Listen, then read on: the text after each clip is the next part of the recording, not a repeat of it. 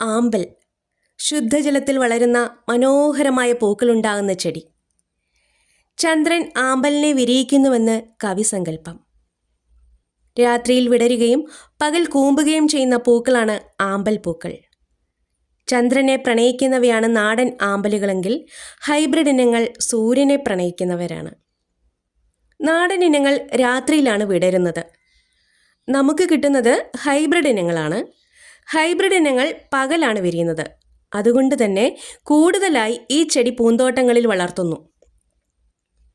ആമ്പലുകൾ വളർത്താൻ പറ്റിയ പോട്ടുകളും ഇന്ന് അവൈലബിൾ ആണ്. ആമ്പലുകൾ പല തരത്തിൽ പല നിറത്തിലുള്ളവയുണ്ട്. 50ഓളം വ്യത്യസ്ത ഇനങ്ങൾ ഇന്ന് ലഭ്യമാണ്. താമരയെ അപേക്ഷിച്ച് ഇതിൻ്റെ തണ്ടിന് ബലം കുറവാണ്.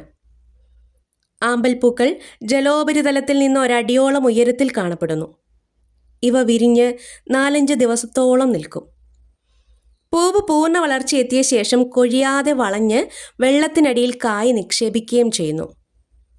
വിത്ത് മൂപ്പെത്താൻ 1-2 മാസം വേണ്ടിവരും. നെയ്തലാമ്പൽ, വെള്ളാമ്പൽ, ചിറ്റാമ്പൽ, ചുവന്നാമ്പൽ ഇങ്ങനെ പോകുന്നു ആമ്പലുകളുടെ പേരുകൾ. സംഘകാല കൃതിയായ ഐന്തിണയിൽ ആമ്പൽപ്പൂവിനെക്കുറിച്ച് പ്രതിപാദിക്കുന്നുണ്ട്. ഐന്തിണകൾ എന്നാൽ സംഘകാലത്തെ തമിഴകത്തെ 5 ഭൂവിഭാഗങ്ങളായിട്ടാണ് തിരിച്ചത്. അതിൽ നെയ്തൽ എന്ന തിണയിലെ പ്രധാന പുഷ്പമായിരുന്നു ആമ്പൽ. ഉപ്പിൻ്റെ അംശമുള്ള കായലുകളിലും തടാകങ്ങളിലുമൊക്കെ നാടൻ ആമ്പലുകൾ വളരും.